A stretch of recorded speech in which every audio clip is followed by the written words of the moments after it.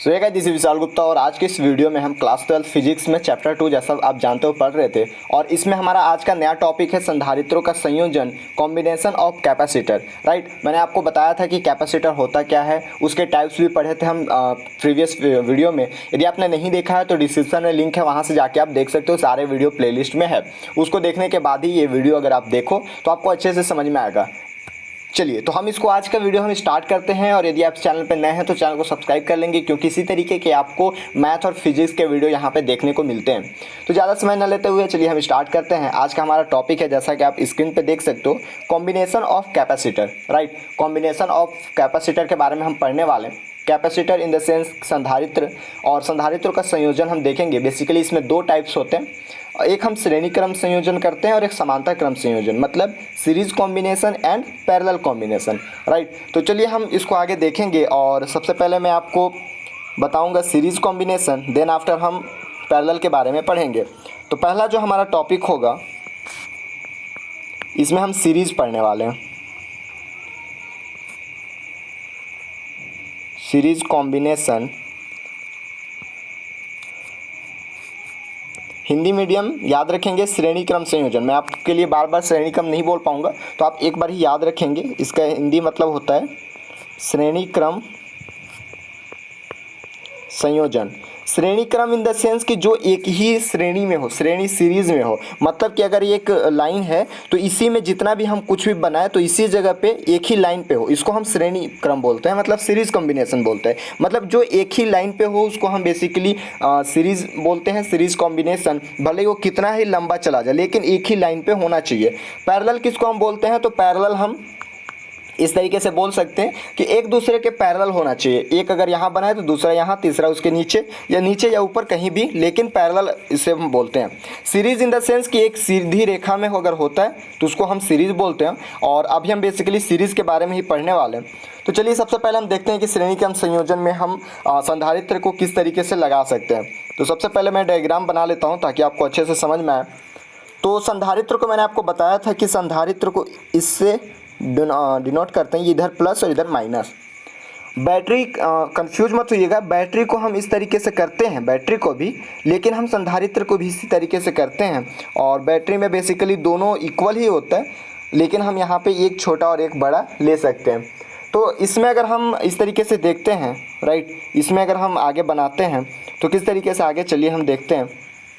तो ये आप देख सकते हो, ये हमारा अगर पहला इसको अगर हम ले लें और ये फिर हमारा सेकंड हो जाएगा और फिर ये हमारा थर्ड। मैं 3 के लिए लेके चल रहा हूँ। आप अगर न्यूमेरिकल क्वेश्चन ज़्यादा भी आता है तो अभी हम न्यूमेरिकल करेंगे टॉपिक करने के बाद, तो आपको अच्छे से क्लियर हो जाएगा। तो यहाँ पे मैं एक वोल्टेज सोर्स भी लगा देता हूँ। राइट, अगर हम इसको C1 ले लें, इसको अगर हम C2 मान लें और इसको कितना मान लें, C3 मान लें, ये plus minus and plus minus. Right, और यहाँ से अगर हम देखें इसका वोल्टेज जो होगा V1, अगर सपोज कर लें, ये C1 के लिए V1 अगर दे दें, C2 के लिए अगर हम V1 ले लें और C3 के लिए कितना ले लें, V3 ले लें, तो यहाँ पे देख सकते हो कि यहाँ से जो करंट, अगर यहाँ पे हम आवेश Q इसमें से अगर भेजें, राइट, अगर यहाँ से Q आवेश जा रहा है तो डायग्राम आपको समझ में आया होगा। सबसे पहले तो हम C1 C2 C3 तीन कैपेसिटर बनाएंगे। Right, capacitor C1 C2 C3 बनाएंगे और जो कि यहाँ वोल्टेज V से कनेक्ट रहेगा। अब इस यहाँ से हम Q आवेश इसमें देंगे। Q आवेश बेसिकली सारे यहाँ से प्रवाहित होगा और बेसिकली C1 के लिए हम अगर V1 वोल्टेज देते हैं, C2 के लिए V2 वोल्टेज सपोज करते हैं और C3 के लिए अगर V3 वोल्टेज रखते हैं, तो आपको मैंने यहाँ पे बताया था जो धारिता का फॉर्मूला हमारे पास था। राइट, क्या था, C is equal to Q by V। C is equal to Q by V। अब बेसिकली मैं आपको एक चीज़ अगर मैं बताना चाहता हूँ कि अगर आपको श्रेणी क्रम और समांतर क्रम में कन्फ्यूज़न नहीं चाहिए, राइट, तो बस आप एक चीज़ ध्यान रखना, वोल्टेज दोनों में, ये जो वोल्टेज है V वो दोनों में कॉमन रहेगा। राइट, आवेश भी कॉमन रहेगा क्योंकि Q1 हम पैरेलल में भी देंगे और सॉरी क्यू हम पैरेलल में भी देंगे और क्यू सीरीज में भी देंगे, मतलब श्रेणी में भी देंगे और समांतर में भी देंगे। लेकिन जो मेजर डिफरेंट होगा वो होगा V1 में, वोल्टेज V2 में, वोल्टेज V3 में, राइट। यहाँ पे सीरीज में आप देख सकते हो कि V1 V2 V3 है, लेकिन वहाँ पर आप देखोगे कि Q1 Q2 Q3 होगा, वहाँ वोल्टेज सेम रहेगा लेकिन हम आवेश देंगे वो अलग अलग हो जाएगा, राइट। आवेश अलग अलग हो जाएगा, तो जो सेम रहेगा उसको हम कुछ नहीं करते, जो अलग अलग हो जाता है मतलब यहाँ पे आप देख सकते हो कि V क्या में चेंज हो गया, V1 plus V2 plus V3। तो इसी फॉर्मूला को लेके हम आगे यूज़ करेंगे। जब मैं आपको पैरेलल बताऊंगा तो वहाँ हम Q वाले को लेंगे, क्योंकि वहाँ पे Q अलग अलग हो जाएगा और V सबका सेम रहेगा। तो बेसिकली मैं यही आपको बताना चाहता था कि जो अलग अलग हो, आप बेसिकली दो चीज़ याद रखना, एक वोल्टेज और एक आवेश, राइट। वोल्टेज अगर सेम होगा तो हम आवेश को लेंगे, आवेश अगर सेम होगा तो हम वोल्टेज को लेंगे। मतलब ये कि जो भी V1 V2 अगर हम तीन के लिए ले रहे हैं, तीन कैपेसिटर के लिए ले रहे हैं, तो अगर V1 V2 V3 हो या फिर Q1 Q2 Q3 हो, जो भी हम उसे ही लेंगे। तो यहाँ पे आप देख सकते हो हमारे पास क्या है, V को हम तीन हिस्से में बांट दिए हैं। क्या क्या बांटे हैं? V को बेसिकली हम तीन भाग में बांट दिए हैं। वो है यहाँ पे आप देखोगे V is equal to V1 plus V2 plus V3। इसी को लेके हम आगे सॉल्व करेंगे। तो यहाँ जो मैं आपको बताया C is equal to Q by V, अगर यहाँ से हम V का वैल्यू निकालें तो यहाँ देख सकते हो Q बाई C हो जाएगा, राइट। Q बाई C हो जाएगा। ये हमने V के लिए निकाला तो Q बाई C हो गया। इसी जगह पे अगर हम V1 के लिए निकाल देंगे तो ये Q बाई C1 होगा। क्यों होगा? क्योंकि सारे में अगर देखा जाए आवेश जो है ये सारे में Q ही प्रवाहित हो रहा है, सब में Q ही जाएगा, इसलिए हम Q को कॉमन रख लिए। लेकिन यहाँ पे आप देख सकते हो इसके लिए हमारे पास C1 है, यहाँ सेकंड के लिए C2 है, थर्ड के लिए C3 है, इसलिए हमने C1 C2 C3 यहाँ पे देख रहे हैं। अगर हम यहाँ पे V2 के लिए निकाले तो हो जाएगा Q by C2 and V3 के लिए निकाले तो हो जाएगा Q बाई C3, राइट। इस तरीके से हमने V1 V2 V3 का वैल्यू निकाल लिया है। अब इसी V1 V2 V3 के वैल्यू को अगर हम यहाँ पे सपोज कि this is equation number first, और यहाँ पे अगर हम वैल्यू पुट करते हैं तो आप देख सकते हो कि V का वैल्यू क्या हो जाएगा। V1 के जगह पे हम Q बाई C1 रखेंगे एंड V2 के जगह पे Q बाई C2 रखेंगे एंड V3 के जगह पे Q बाई C3 रखेंगे। अब यहाँ पे हम V का भी वैल्यू रख सकते हैं Q बाई C, तो यहाँ पे अगर हम Q बाई C रखते हैं तो ये आप देख सकते हो क्या हो जाएगा Q बाई C। यहाँ पे Q आप देख रहे हो कि यहाँ भी Q है, यहाँ भी Q है, यहाँ भी Q है, तो क्यों ना तीनों जगह से अगर हम Q को कॉमन कर लें तो हमारे पास हो जाएगा Q by C is equal to, Q को एक ही बार हम कॉमन करके लिख लेते हैं 1 by C1 plus 1 by C2 plus 1 by C3, right. यहाँ से Q को Q से कैंसिल अगर हम करते हैं, राइट, Q को अगर हम Q से कैंसिल कर देते हैं तो हमारे पास जो वैल्यू आएगा ऊपर में कितना बचा है 1 और नीचे में इस साइड लेफ्ट साइड हमारे पास है C, तो 1 by C is equal to 1 by C1 plus 1 by C2 plus 1 by C3। और यही हमारे सीरीज़ के लिए, सीरीज़ कॉम्बिनेशन के लिए किसका फॉर्मूला है? तो कैपेसिटर का फॉर्मूला है। इसी को हम बोलते हैं सीरीज कॉम्बिनेशन ऑफ कैपेसिटर। तो इस तरीके से मैंने आपको बताया कि हम सीरीज़ के लिए निकालेंगे फॉर्मूला। बेसिकली आप यहाँ पे देख सकते हो पहले हमने क्या किया, एक तो सीरीज़ के लिए ये डायग्राम बनाया, उसके बाद हम धारिता का फॉर्मूला जानते थे, कैपेसिटर का फॉर्मूला जानते थे C is equal to Q by V, और यहाँ से V का वैल्यू हमने निकाल लिया।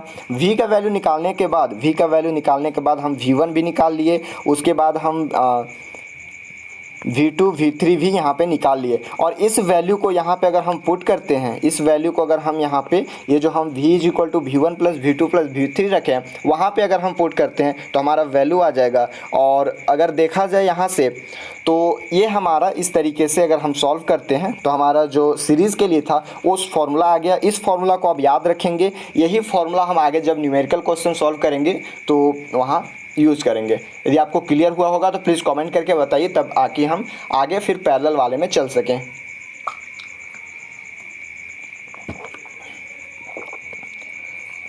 चलिए, तो सेकेंड नंबर हमारा है, सेकेंड हम पैरेलल कॉम्बिनेशन के लिए पढ़ेंगे।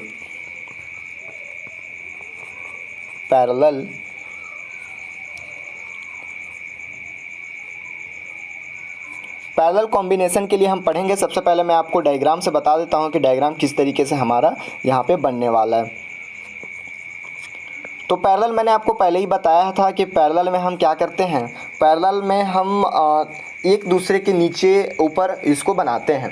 तो सपोज़ कि हमारा जो पहला कैपेसिटर है, राइट, पहला कैपेसिटर है, उसको अगर हम यहाँ पे ये ले लेते हैं C1, दूसरे वाले को उसको नीचे हम यहाँ पे ले लेते हैं, और C3 के लिए अगर हम यहाँ पे बनाते हैं तो ये हमारा C1 C2 C3, ये हो गया C1, ये हो गया C2 एंड ये हो गया C3। अब तीनों को एक ही सीरीज़ में, ये हमारा पैरेलल हो गया, राइट, ये हमारा पैरेलल हो गया, लेकिन तीनों को एक ही वोल्टेज सोर्स से हमें जोड़ना होगा। तीनों को हम एक ही वोल्टेज सोर्स से जोड़ देंगे तो ये इस तरीके से आपको डायग्राम देखने को मिलेगा। जब हम तीनों को एक ही वोल्टेज सोर्स से जोड़ते हैं तो यहाँ पे आप देख सकते हो ये एक ही वोल्टेज सोर्स से, यहाँ पे वोल्टेज हम V दे देते हैं, ये आपको इस तरीके से देखने को मिलेगा। तो सपोज़ कि यहाँ पे वोल्टेज हमारा V है, और ये सारे का वोल्टेज अगर हम देखें तो ये V ही हम यहाँ पे देखेंगे, क्योंकि C1 C2 C3 के लिए अगर हम देखा जाए, C1 C2 C3 के लिए अगर देखें तो वोल्टेज तो सारे का सेम ही है, राइट। क्योंकि हम यहाँ पे अगर हम इसके लिए देखें, अगर सीरीज़ के लिए देखें तो ये C1 अलग था, राइट, C1 यहाँ पे था, C2 यहाँ पे था, C3 यहाँ पे था, तो तीनों के लिए अलग अलग होगा। लेकिन यहाँ पे अगर हम पैरेलल के लिए देखें, अगर पैरेलल में देखें तो पैरेलल में आप देख सकते हो कि C1 C2 C3 जस्ट एक दूसरे के एक के नीचे एक है, तो यहाँ पे हमारा वोल्टेज भी होगा। लेकिन जब हमारे यहाँ से Q आवेश प्रवाहित होता है, जब यहाँ से हम Q आवेश इसको देते हैं तो इस वाले में ये Q1 चला जाएगा, इस वाले में Q2 फॉर्म में चला जाएगा, और इस वाले में Q3 के फॉर्म में चला जाएगा। और इसी तरीके से यहाँ भी Q1 Q2 Q3 निकलेगा और बाहर आके फिर से ये Q बन जाएगा। मतलब बेसिकली यदि आप ध्यान से देख रहे होंगे तो यहाँ पे हमारा भी तो सेम है, मतलब वोल्टेज तो सेम है, लेकिन यहाँ पे आवेश डिफर है। तो हम यहाँ से आवेश को ही लेंगे, आवेश Q is equal to Q1 plus Q2 plus Q3। अब इसी फॉर्मूला, बस एक ही फॉर्मूला आपको ध्यान देना है। सीरीज़ में हमने वोल्टेज के लिए लिया था क्योंकि वोल्टेज वहाँ अलग अलग फॉर्म में था, V is equal to V1 plus V2 plus V3। लेकिन यहाँ पे पैरेलल वाले में हमने आवेश को लिया है, चार्ज को लिया है। चार्ज को इसलिए लिए हैं क्योंकि चार्ज यहाँ पे अलग अलग फॉर्म में बढ़ जा रहे हैं, Q is equal to Q1 plus Q2 plus Q3, इसलिए हमने यहाँ पे आवेश लिया है। ये बस दो कॉन्सेप्ट यदि आपको समझ में आ गया होगा तो आप अच्छे से इन दोनों को बना लोगे। और बेसिकली मैं आपको बता दूं, एग्जाम में बहुत ही अच्छे तरीके से पूछे जाते हैं। और यदि आप हायर स्टडी इंजीनियरिंग के लिए भी जा रहे हैं या फिर आप BSc भी कर रहे हैं तो यहाँ पर आपको देखने को मिलेगा, JEE में भी यहाँ से क्वेश्चन बहुत अच्छे अच्छे आते हैं। अब हमारा वही बेसिकली पुराना जो फॉर्मूला मैं आपको पिछले कई दिनों से बताते आ रहा हूँ, C का अगर हम देखें तो C is equal to Q by V होता है, right, C is equal to Q by V। और यहाँ से अगर हम Q का वैल्यू निकाल दें तो Q का वैल्यू हो जाएगा हमारा CV, राइट। अगर हम यहाँ से Q का वैल्यू निकाल दें तो Q का वैल्यू हमारे पास CV हो जाएगा। और इस Q का वैल्यू अगर हमारे पास CV है, राइट, अगर Q का वैल्यू हमारे पास CV है तो यहाँ से अगर हम देखें तो Q1 का वैल्यू हमारे पास हो जाएगा C1 भी, Q2 का वैल्यू हो जाएगा C2 भी।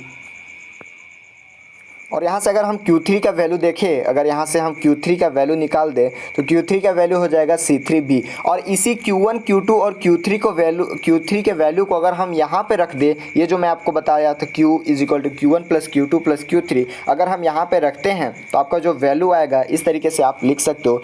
Q का वैल्यू बेसिकली यहाँ पर आप देख सकते हो C भी निकाले हैं हम, Q का वैल्यू C भी निकाले हैं। तो Q के वैल्यू को अगर हम यहाँ पे C भी रखते हैं, C भी इज इक्वल टू Q1 का वैल्यू हो जाएगा C1 भी, Q2 का वैल्यू C2 भी और Q3 का वैल्यू C3 भी। यहाँ आप देख सकते हो उसी तरीके से हम यहाँ पे लिखें Q1 का C1 भी, Q2 का C2 भी एंड Q3 का C3 भी। तो इस तरीके से अगर हम यहाँ पे देखें तो आप यहाँ पे देख सकते हो कि C दोनों में है, राइट। यहाँ भी आप C देख सकते हो, इस साइड भी C देख सकते हो और इसमें सब में C देख सकते हो, सॉरी V देख सकते हो, C तो कॉमन नहीं है। यहाँ पे V दोनों साइड देख सकते हो। 1 सेकेंड में क्लियर कर देता हूँ।